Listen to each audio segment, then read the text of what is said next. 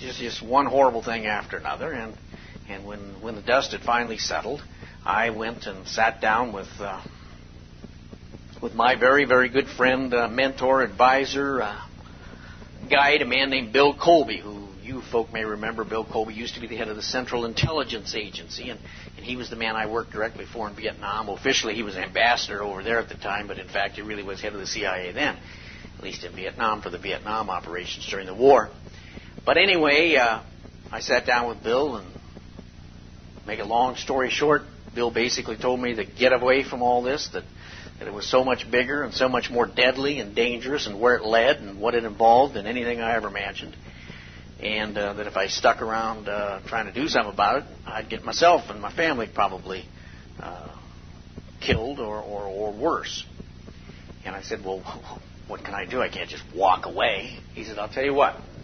The only way, really, on these kind of things, because of where it goes and what it involves, the only way you can probably both protect yourself and try to do something about it may not be in the manner you want, but it's the manner it's going to have to be done eventually. You're going to have to get the national press involved in exposing these things, get it so reported and so looked into that it can't be covered up, because the forces you're against are just too big and too powerful for you to do them in the time you want or the way you want, and if you keep it up, you're going to end up dead. So I went home, wrote the book, The Franklin Cover-Up, which pretty well details the story from A to Z, and that was my beginning of involvement in, let's say, criticizing some elements of government and asking for some reform and trying to point out through very clear documentation some of these problems and how dangerous it is if we get institutions of government corrupted.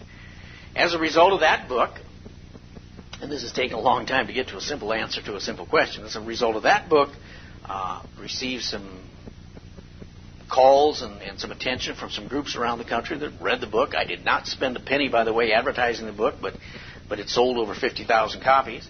As a result of that book, I got contacted, for example, by some group called the Militia of Montana here a few years ago. And when I heard what was going on with them, I agreed to look into it. I thought, a bunch of nuts here that rabble-rousing, but... John? Yeah? Sarah's on line 4. She's looking for her. You have to understand the character of a Bill Colby. Now, Bill Colby was raised as a Catholic, super strict. His entire life was rigidly following rules. He was truly this country's greatest spy master, but he also had some pretty strict rules. He saw the war he had conducted, the Cold War, as just as significant as World War II or World War I, maybe even more significant, because the things were beneath the surface most of the time as to what was occurring.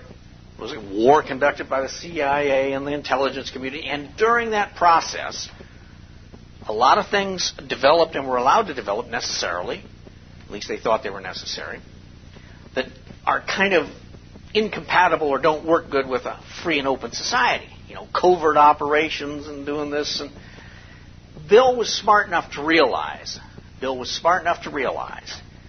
that itself was a very danger, creating this system where you had almost a secret government, which he acknowledged had effectively occurred. I think would be a fair statement. And therefore, I think he felt a certain duty to be one of those who, since he was so intimately involved in that creation, also the correcting of it and making sure there were, quote, constitutional safeguards and political safeguards and popular safeguards against the existence and creation and control by a secret system or set of governments there.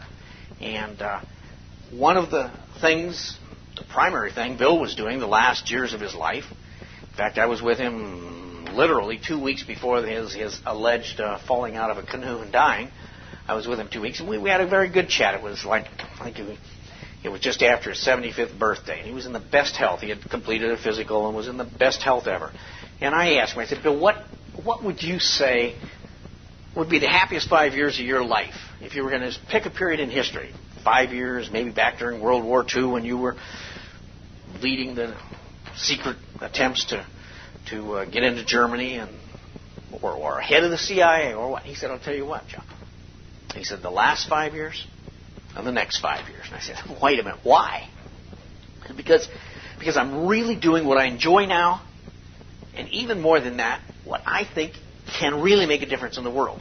Remember, this is the man that was over there with Yeltsin when they were having the collapse of the Russian Empire and the coup or push or putsch or whatever you call them.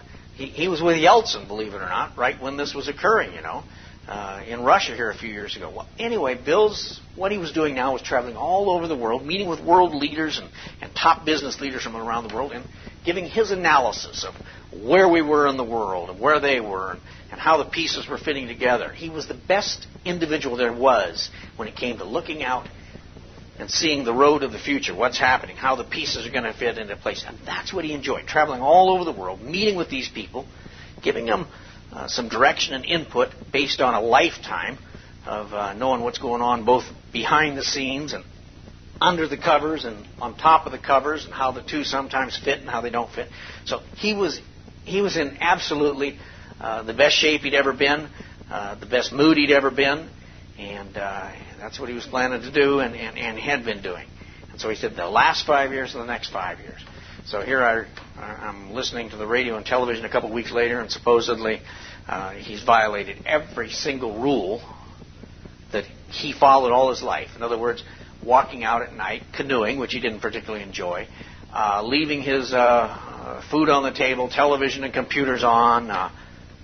Come on, the man never had a hair out of place if anybody followed his character. I mean, so when they tell me that he goes out under these conditions, falls out of his canoe, then drowns and can't be found for 10 days, and then 10 days or whatever it is later, they find him in exactly the spot they've searched 1,000 times, but he wasn't found there. I say, right. And then I say exactly what Bill always used to say: if it's done right, you'll never know who did it or why. And in this case, I, in my own mind, absolutely do not believe the man went out, fell out of his canoe, and drowned.